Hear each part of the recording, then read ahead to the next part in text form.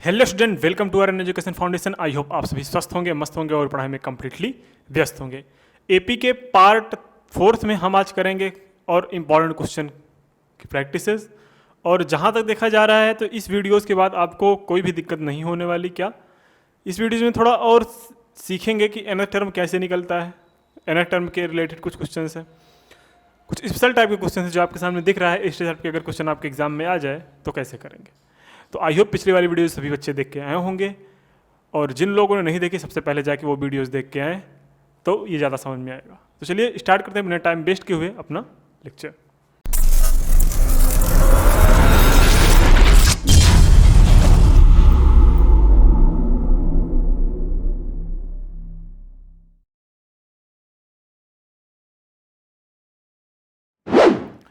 आपके सामने एक क्वेश्चन दिख रहा है। क्वेश्चन कैसे दिख रहा है, ध्यान से देखना। ये क्वेश्चन जो है वो देखो, is 51 is a term of the AP 5, 8, 11 and 14। Is 51 a term of the AP 5, 8, 11 and 14। क्या 51 जो है वो इस एपी का टर्म है? क्या इस एपी में 51 आएगा, आपसे ये पूछा है। तो हम रिलेट कर लेते हैं कि भैया अगर ये आएगा तो n की वैल्यूज हमेशा किस में आएगी? अगर ये इसका टर्म होगा तो n की वैल्यू हमेशा डेसिमल्स में होगी। क्या कभी ये सुने हो कि हम 1.2th टर्म निकालो? ये तो होता ही नहीं। हम क्या करेंगे, हम n की वैल्यू निकालेंगे। अगर n की वैल्यू एग्जिस्ट कर ले गई 51 पे तो हमारी वैल्यू मतलब 51 है। अगर एग्जिस्ट नहीं कर पाई तो हमारी वैल्यू, ये वाली वैल्यू उसमें नहीं है। ठीक है, अच्छा चलो तो ध्यान से देखना इसको। और इज 51 तो हम लेट करते हैं, लेट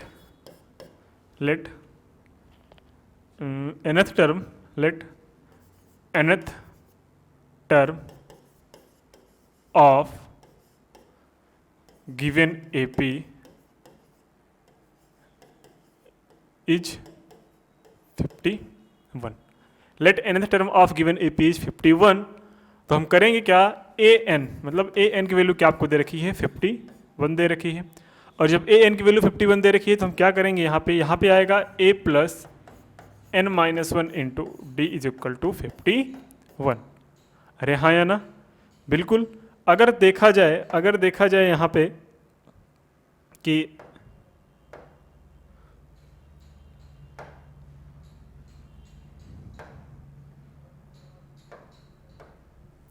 ये जो वैल्यू रखी जाए, एक वैल्यू यहाँ पे क्या है, एक वैल्यू यहाँ पे है 5, क्या है 5। और अगर डी की वैल्यू देखा जाए तो जो डी की वैल्यू है वो क्या है 8 माइनस 5। तो जो डी की वैल्यू आएगी 8 माइनस 5 मतलब 3 आ गई।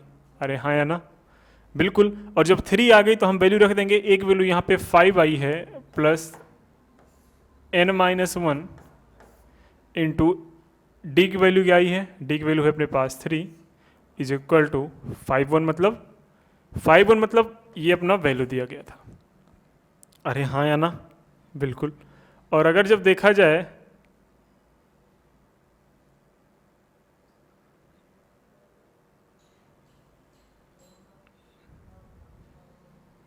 भाई ये क्या हो गया, हाँ ये 51 है। अब जब वैल्यू रखेंगे तो अपने पास क्या वैल्यू आएगी, ध्यान से देखना। 5 plus n-1 into 3 equal to 51। और जब वैल्यू आएगी वो क्या आएगी, n-1 क्या है, n-1 into 3 is equal to 51 minus 5।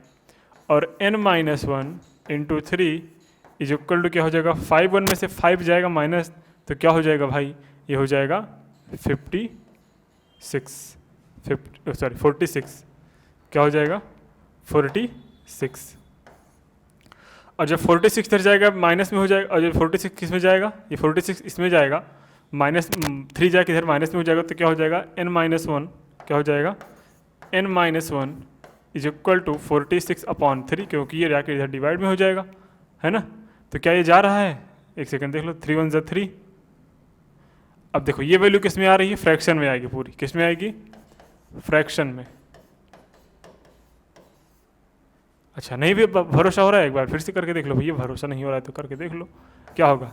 ये हो जाएगा इधर n is equal to 46 upon 3 + 1, 3 × 1 = 3, ठीक है, 3 × 1 = 3 और 46 + 3 कितना हो जाएगा फिर 49/3। अब ये डेसिमल में आएगा ना वैल्यू, किस में आएगा, डेसिमल्स में आएगा, जो कि वैल्यू हमारे लिए सही नहीं होगी।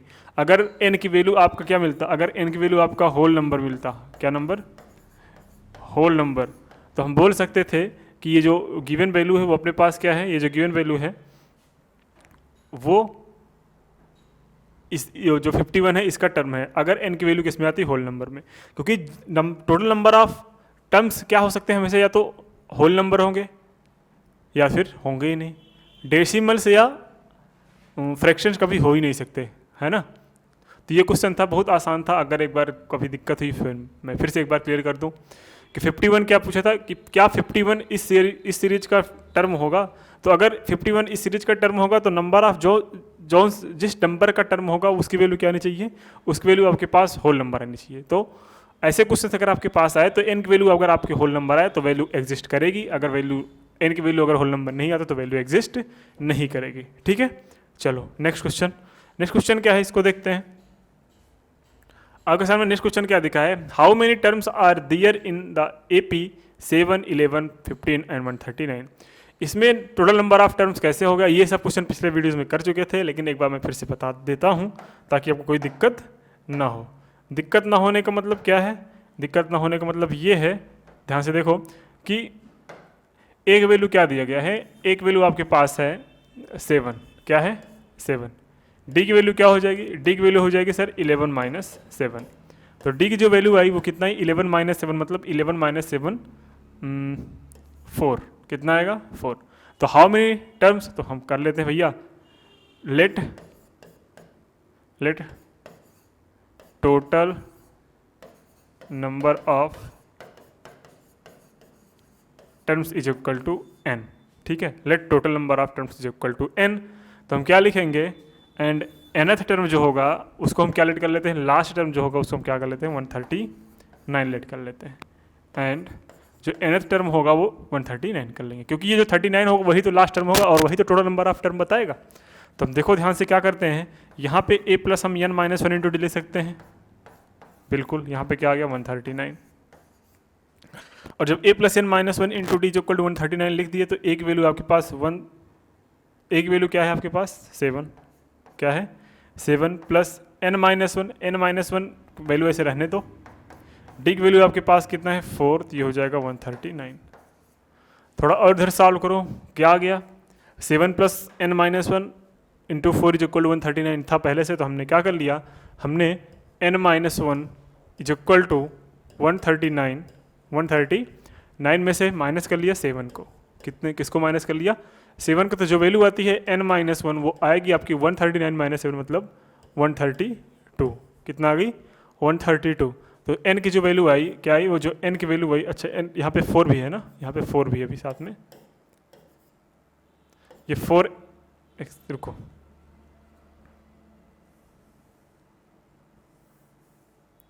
देखो ध्यान से,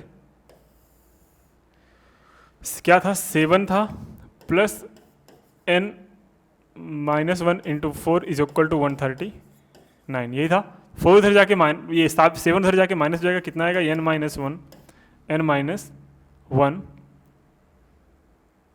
into 4 is equal to 139 minus 7, तो n - 1 into 4 is equal to कितना आया 132, और n - 1 की जो वैल्यू आएगी वो क्या आएगी 132/4 आ जाएगी, तो 4 1 = 4, 4 3 = 12 और 4 3 = 12, ठीक है, कैंसिल हो गया। तो n - 1 की वैल्यू आ गई 33, और जब n की वैल्यू आएगी वो क्या आएगी 34, कितना आएगी 34। तो टोटल नंबर ऑफ टर्म कितना है इसमें 34 है, तो इस सीरीज में टोटल नंबर ऑफ टर्म कितने हैं 34, और जो 34th टर्म होगा वो होगा 139। नेक्स्ट क्वेश्चन क्या है उसको देख लो। ये क्वेश्चन आपके सामने लिखा है, find the middle term of the AP 213, 205, 197 and 37। मैंने बोला था एक चीज़, आपको अगर याद हो तो मैंने एक चीज़ बताया था कि अगर कोई चीज़ एपी में हो, कोई चीज़ एपी में हो तो हम क्या कर सकते हैं कि भैया अगर मिडिल टर्म आपसे पूछा है तो फर्स्ट टर्म निकालो ए और लास्ट टर्म को ऐड करके अपॉन 2 से कर दो, जो बीच में सबसे टर्म आएगा वो आपकी वैल्यू आएगी। तो देखो 213 आया, ऐड कर लो 213 प्लस 37 अपॉन 2, तो ये जो वैल्यू देगी वो क्या आपकी आएगी, मिडिल टर्म आएगी। ऐड करो 7 3 10, 3 1 4 1 5 और 2, 250 अपॉन 2 जाएगा, बिल्कुल जाएगा। ध्यान से देखना, 2 1 ज़ा 2, 2 2 ज़ा 4, 2 5 ज़ा 10, तो जो मिडिल टर्म आएगा वो आपका 125 आएगा। क्या आएगा, 125 जो आएगा वो इसका मिडिल टर्म आएगा, है ना। क्या क्या सही है ये, बिल्कुल। तो ये इसका मिडिल टर्म को आ गया 125। आप चेक करके देख लीजिएगा, हमने ये आपको सबसे पहले फर्स्ट वीडियो में ही सिखाया हुआ है ना। कि अगर आपसे ऐसे क्वेश्चन पूछे तो आप क्या करो, अगर एपी में कोई सीरीज दी गई हुई है तो आप पहला टर्म उठाओ, लास्ट टर्म उठाओ, दोनों को 2 से डिवाइड कर दो, तो क्या हो जाएगा, ये देखो मिडिल टर्म, ये मैं लिख देता हूँ, middle term of AP is equal to first term, ये जहाँ पे लिखो first term plus last term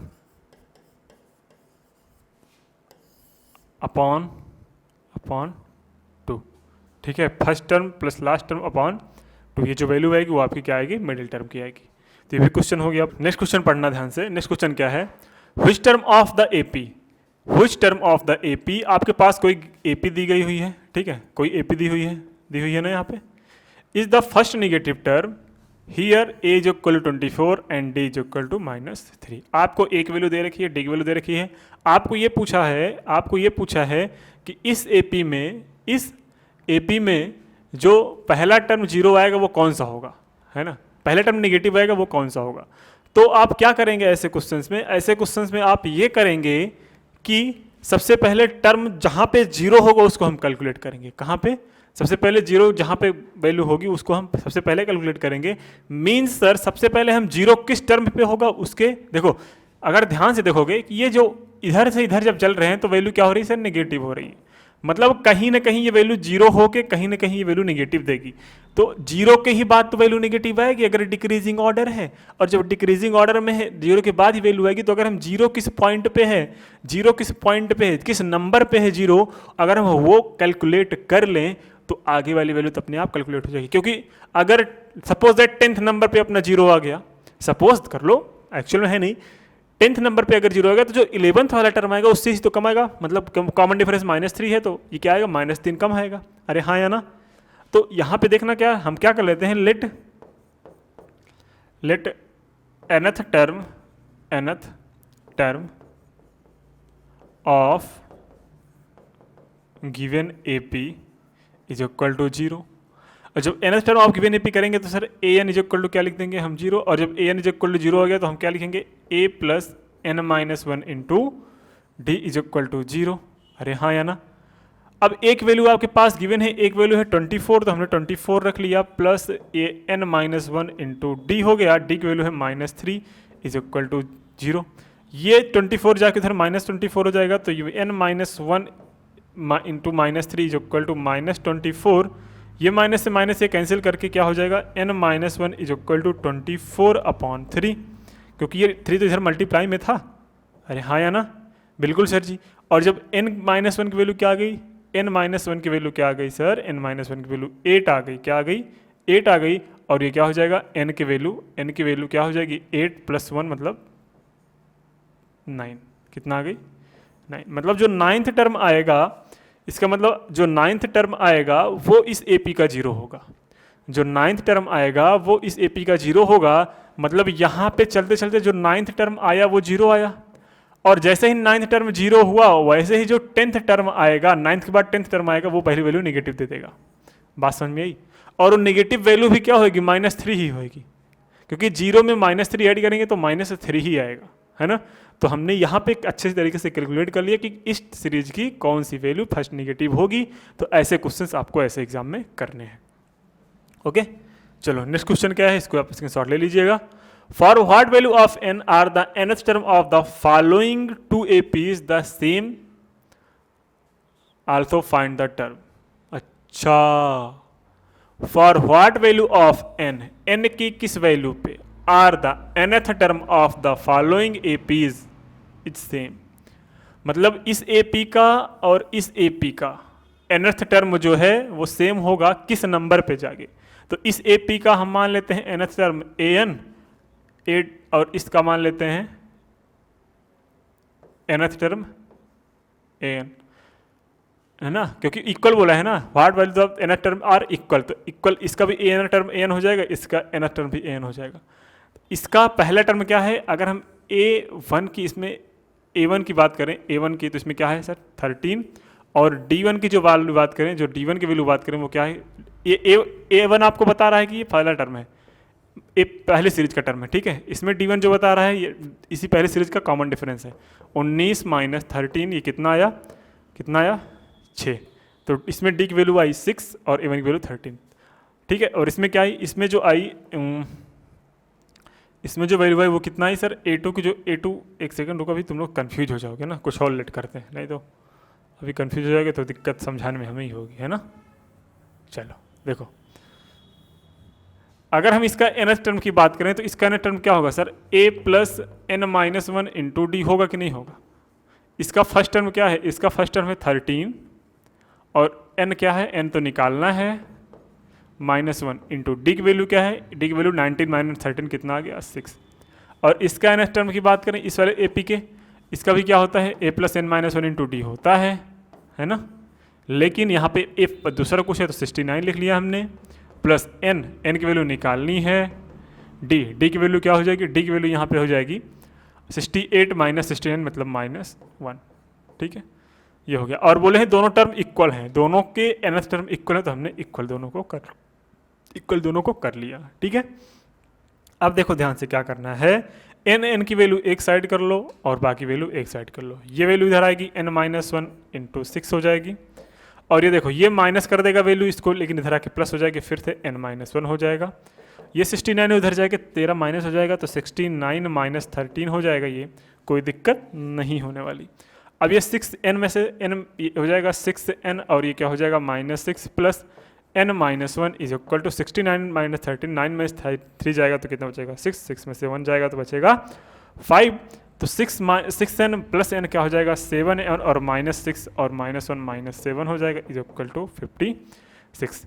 तो 7n इज इक्वल टू क्या हो जाएगा 56 प्लस 7, है ना, तो 7n इज इक्वल टू आ जाएगा क्या 63, और जब 7n इज इक्वल टू 63 आ गया तो हम वैल्यू क्या कर सकते हैं बाबू, n की जो वैल्यू आएगी वो 63/7 आएगी, और जो नेट आंसर आएगा वो क्या आ जाएगा 9 आ जाएगा। क्या आ जाएगा नेट आंसर 9। तो n की जो वैल्यू आई वो कितना आई 9, तो दोनों सीरीज का जो 9th टर्म होगा वो इक्वल होगा। तो दोनों सीरीज का 9th टर्म जो होगा वो दोनों, इन्होंने यही तो बोला था कि an इसका भी इसके इक्वल है ना, यही तो बोला। तो हमने इस AP का an ले लिया, इस AP का an ले लिया, दोनों को वैल्यू रख के हमने इक्वल कर दिया, और जब इक्वल कर लिया तो हमें n की वैल्यू मिल गई, और जब n की वैल्यू मिल गई तो हमें n की वैल्यू क्या मिली 9 मिल गई। और यही जो n की वैल्यू 9 है, तो 9th टर्म, इससे हमें ये पता चला कि जो 9th टर्म होगा इस AP का इक्वल होगा। ओके, नेक्स्ट क्वेश्चन क्या है, नेक्स्ट क्वेश्चन देखते हैं। नेक्स्ट क्वेश्चन क्या है कि if 7th time the 7th term of an AP is equal to the 11 times the 11th term the, then what will be the its 18th term. देखो क्या पूछा है कि अगर आपके पास कोई AP होगी, ऐसे कुछ AP होगा, ठीक है ना, कोई AP ऐसे होगी, यहाँ तक चलती चली जाएगी, जो इस AP का जो 17th टर्म है, क्या 7th टर्म है, सॉरी, जो 7 टर्म का है उसका 7 टाइम्स जो इक्वल है इसी AP के 11 टाइम्स ऑफ 11 टर्म के होगा। अगर ये कंडीशन आपके दे रखी है, कैसे कंडीशन दे रखी है कि किसी AP का 7th टर्म जो है वो 11th टर्म के 11 टाइम्स के इक्वल है, और आपको वैल्यू फाइंड करनी है A18 की। किसकी वैल्यू फाइंड करनी है, A18 की वैल्यू फाइंड करनी है। सबसे पहली बात हमें करना क्या होगा, इसमें कुछ समझ में नहीं आ रहा है ना, तो देखो घबराना नहीं, सबसे पहले हमें जो एक्सप्रेशन दिया गया है इसको सॉल्व करते हैं और जानने की कोशिश करते हैं कैसे आएगा।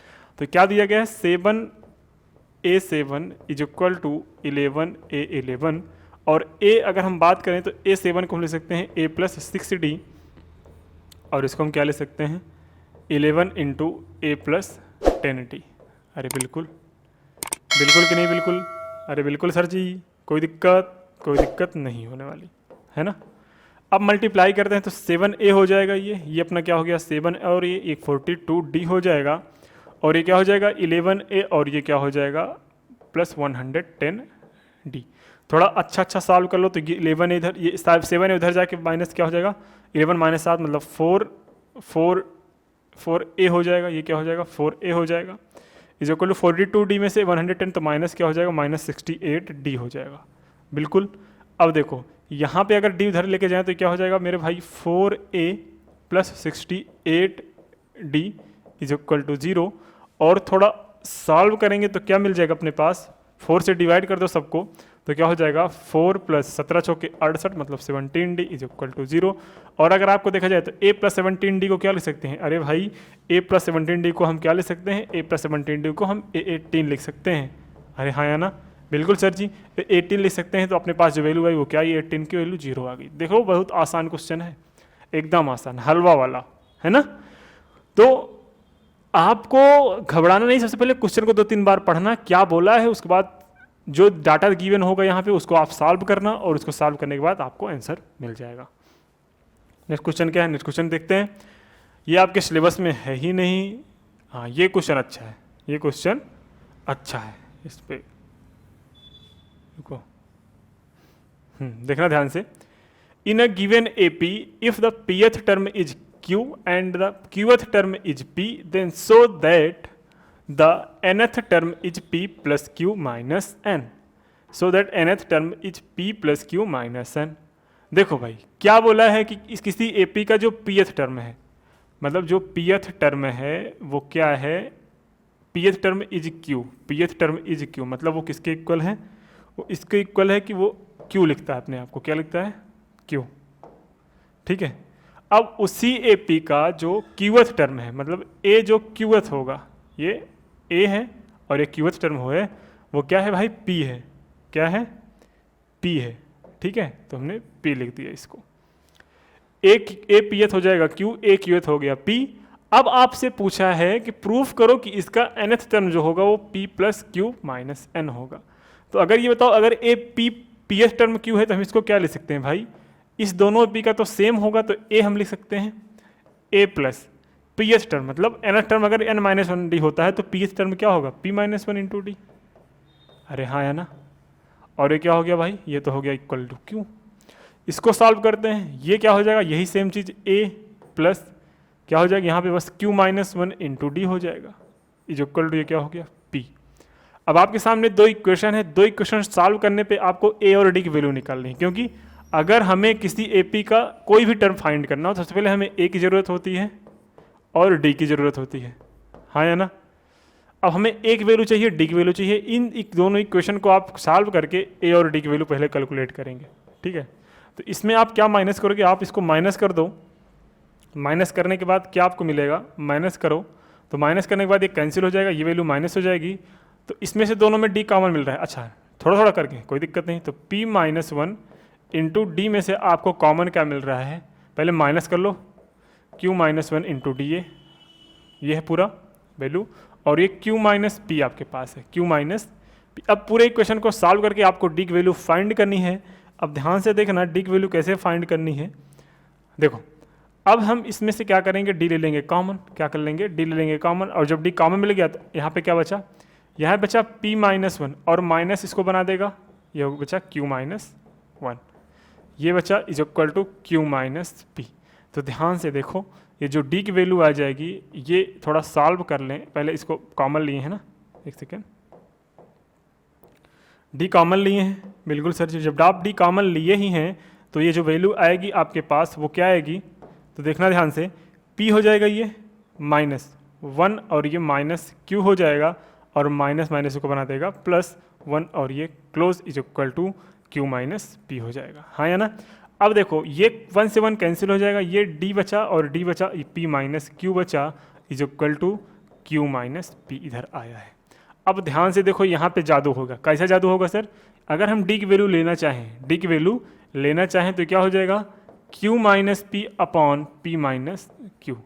अब देखो मैं क्या कर लूँगा, यहाँ पे मैं माइनस कॉमन ले लूँ, और जब माइनस कॉमन लूँगा तो इसको हम ऊपर वाले को लिख सकते हैं पी माइनस क्यू, और नीचे वाला भी क्या हो जाएगा पी माइनस क्यू। ये पी माइनस क्यू कैंसिल होके, ये पी माइनस क्यू कैंसिल होके आपकी वैल्यू क्या दे देगा -1। ठीक है, तो यहाँ पे आपकी जो डी की वैल्यू आई, डी की वैल्यू आपके पास क्या आई, डी की वैल्यू आई -1। क्या आई -1। अब इस डी की वैल्यू को हम किसी भी इक्वेशन में रख के हम एक वैल्यू फाइंड कर सकते हैं। किस में रखोगे, इसमें रख लो भाई, रख लो। चलो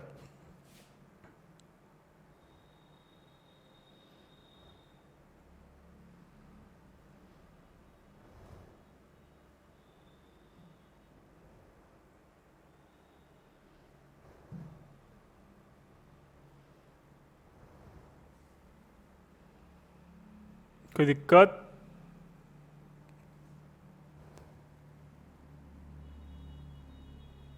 क्वेश्चन हटा दें थोड़ी देर के लिए, है ना, आपको दिख रहा होगा वैसे ये।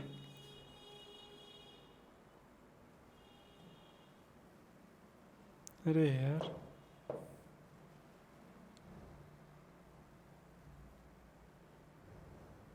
हट क्यों नहीं रहा है?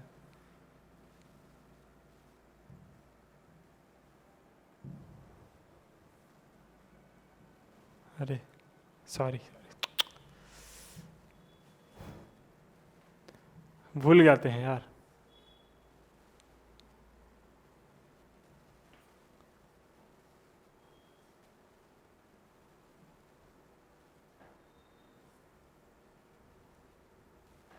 देखो डी की वैल्यू अपने पास क्या आई है, डी की वैल्यू आई है अपने पास -1। डी की वैल्यू क्या आई है अपने पास -1 करके आई है।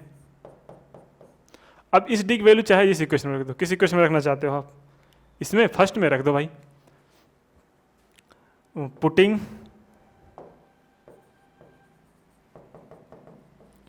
Putting the value of D is equal to -1 in equation first. जब फर्स्ट इक्वेशन में रखोगे तो क्या आएगा, अपने पास जो वैल्यू आएगी, ध्यान से देखना, ये a plus p -1 into D की वैल्यू क्या है -1 है, इज इक्वल टू क्या आ गया आपके पास q। ओके, अब यहाँ पे अगर देखा जाए तो एक वैल्यू आपको निकालनी है, तो एक वैल्यू क्या आ जाएगी, एक वैल्यू आ जाएगी ये q, और इसको माइनस करके उधर जाके बना देगा ये प्लस p -1। नहीं समझे? अरे भाई -1 इंटू ये माइनस टोटल वैल्यू हो जाएगी, उधर जाके प्लस में हो जाएगा। तो जो एक वैल्यू आई आपके पास वो क्या आई, वो आई p plus Q -1, p plus Q -1, ये जो एक वैल्यू आई। अब a nth की वैल्यू हम निकाल लेंगे। कैसे निकालेंगे देखना ध्यान से। a nth की वैल्यू क्या होती है, देखो a nth की वैल्यू हम पढ़ते चले आए हैं, आप भी पढ़ते चले आए हैं कि जो a nth होता है वो होता है a plus n-1 into D. ठीक है, तो आपने क्या पूछा है कि ये जो nth टर्म होगा वो क्या होगा, वो होगा a nth की वैल्यू निकाल लो। एक वैल्यू आपके पास क्या दे रखी है, एक वैल्यू क्या दे रखी है सर, p प्लस क्यू -1, ये वैल्यू रखी है, और n-1 रह जाएगा। डी की वैल्यू आपके पास -1 है। सॉल्व करते हैं तो a n की जो वैल्यू आएगी वो p प्लस क्यू -1 तो रह गई, और ये प्लस n ये -1 कर दिया, इसको क्या कर दिया, इसको ये -1 इसको -1 कर दिया, और n-1 कर दिया। इसको सॉल्व करते हैं तो क्या हो जाएगा, p प्लस क्यू -1, ये -n प्लस 1 से 1 कैंसिल हो जाएगा, तो क्या बचा p प्लस क्यू -n, जो आई वो क्या आई, a nth की वैल्यू आई, a nth की वैल्यू आई। एक बार फिर से मैं रिकॉल करवा दूं, देखो ध्यान से, ये देखो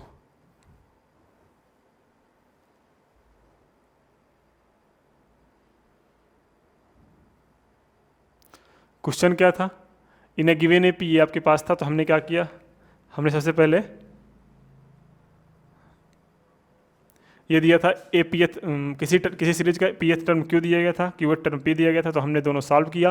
दोनों की दो इक्वेशन मैंने डी की वैल्यू निकाली, फिर हमने डी की वैल्यू -1 रख के इक्वेशन नंबर फर्स्ट में ए की वैल्यू निकाली, और जब दोनों की वैल्यू आ गई तो हमने ए nth टर्म निकाला। क्या निकाला, ए nth टर्म निकाला, है ना।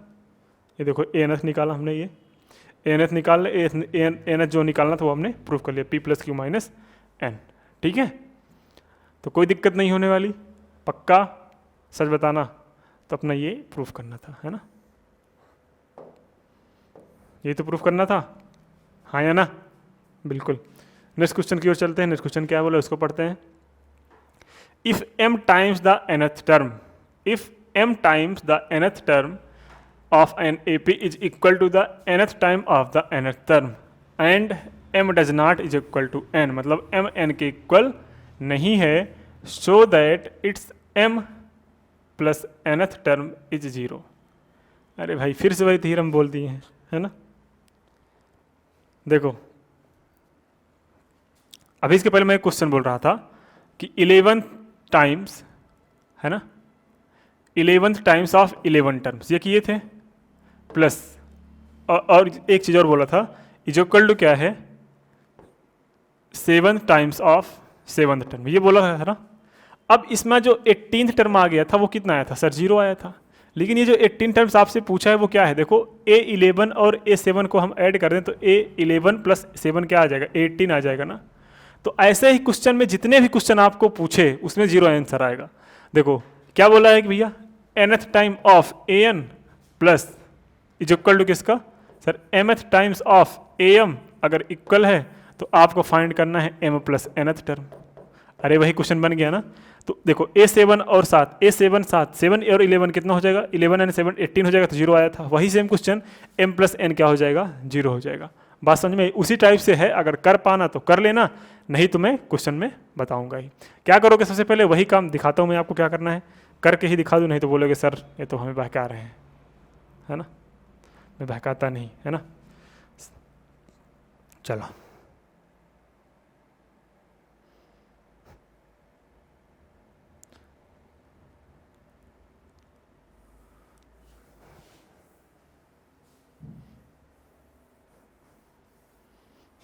ध्यान से देखना, क्या ध्यान से देखोगे कि m times of mth term is equal to n times of nth term. कर लिया। आपको a m प्लस n क्या प्रूफ करना है कि 0 के इक्वल होगा, कुछ नहीं करना है। ध्यान से देखो m इंटू mth टर्म मतलब a प्लस क्या हो जाएगा m माइनस 1 इंटू डी, ये हो जाएगा is equal to nth times of nth term, तो a plus n minus 1 into D. Value करो, ये हो जाएगा एम ए प्लस ये क्या हो जाएगा एम स्क्वायर, क्या हो जाएगा M square minus M into D is equal to क्या हो गया, ये हो गया N A plus N square minus N into D. कोई दिक्कत नहीं है। और सॉल्व करो थोड़ा अच्छा, तो एम ए और एन ए को एक साथ कर लो, एम ए को एन ए को एक साथ कर लो, तो ये क्या हो जाएगा, ये हो जाएगा M A minus N A, M A minus N A, इसको एक साथ कर लो इधर इज इक्वल टू ये हो जाएगा n square minus N into D is equal to m square, sorry is equal to नहीं minus M square minus M into d. ये वैल्यू मिल गई, कोई दिक्कत नहीं है। यहाँ तक कोई दिक्कत है, सच बताना, कोई दिक्कत नहीं है पक्का। अब क्या है, अब ध्यान से देख लो कि जब वैल्यू रखेंगे, देखो इसमें से एक कॉमन मिल रहा है, कॉमन ले लो, मिल रहा है कॉमन ना, एक कॉमन ले लिया हमने, तो यहाँ पे क्या बचा एम माइनस एन बचा। इसको थोड़ा सॉल्व कर लो डी के साथ, तो एन स्क्वायर डी हो जाएगा माइनस एन डी, और ये माइनस एम स्क्वायर डी हो जाएगा, और ये क्या हो जाएगा प्लस एम डी हो जाएगा। अब सब में से डी मिल रहा है कॉमन, अरे हाँ या ना, मिल रहा है कॉमन, सच बताओ नहीं मिल रहा कॉमन, क्यों नहीं मिल रहा कॉमन भाई, देखो ध्यान से,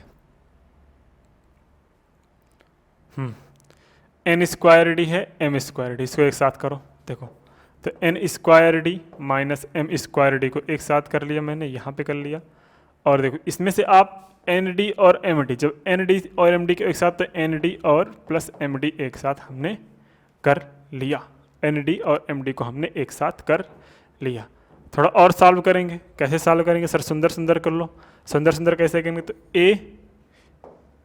ए एम माइनस एन हो जाएगा ये, इसमें से d मिल रहा है कॉमन, तो d मिल जाएगा कॉमन, और यहाँ पे क्या हो गया n square minus m square, और यहाँ पे क्या बच गया, यहाँ पे बचा आपका माइनस में d कॉमन, और यहाँ पे क्या बचा n माइनस m, क्या बचा n माइनस m। अब एक चीज़ और देखो कि यहाँ पे आप जादू देखोगे, कैसा जादू, जादू ऐसा है कि हम एक काम करते हैं कि ये जो सब जगह n माइनस एम है, n माइनस एम है, इसको भी n माइनस एम, तो माइनस ए कॉमन ले लो इधर, माइनस ए कॉमन ले लो तो क्या हो जाएगा n माइनस एम हो जाएगा, और जब इसको ओपन करोगे तो A square minus B square का फॉर्मूला बन रहा है ना, तो क्या हो जाएगा n प्लस एम और n minus M, n plus M और n माइनस एम, ये माइनस d है और ये n माइनस एम हो गया।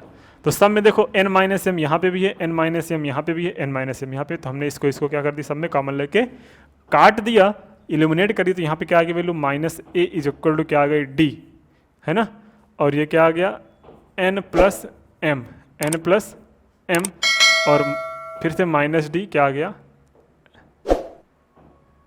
-1 आ गया, माइनस डी तो आया बस, यहाँ पे डी बचा।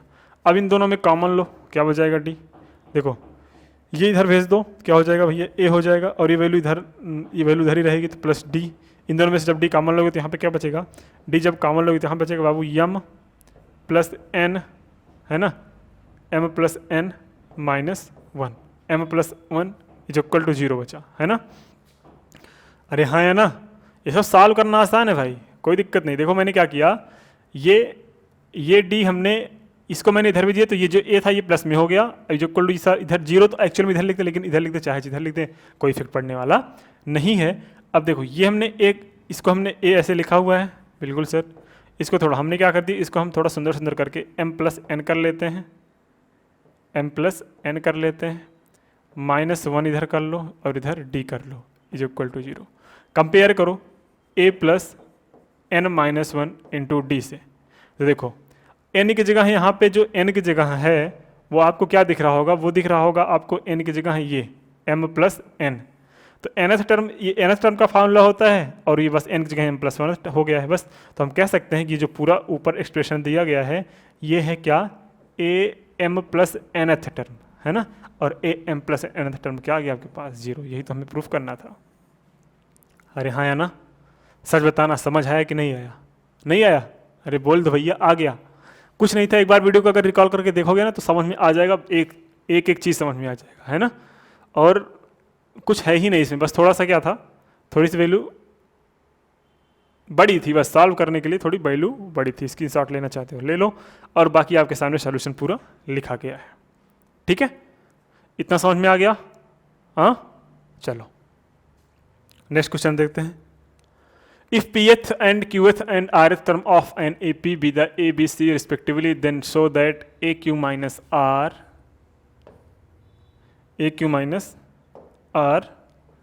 and BR minus P and C P minus Q is equal to 0। देखो ये क्वेश्चन आपके लिए होमवर्क है,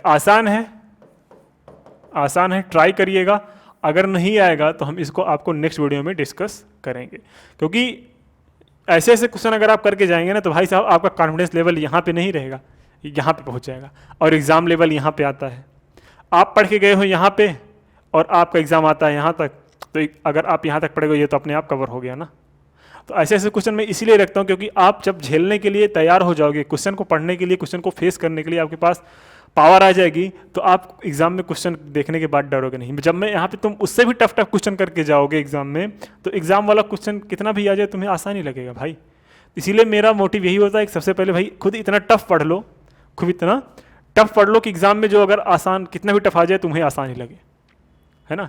तो अगर अब ये मान के चलो जिस रूम में तुम एग्जाम बैठ के दे रहे हो ना, तुम्हें ये होना चाहिए कि अगर ये क्वेश्चन हमें नहीं आया तो पक्का किसी को नहीं आएगा।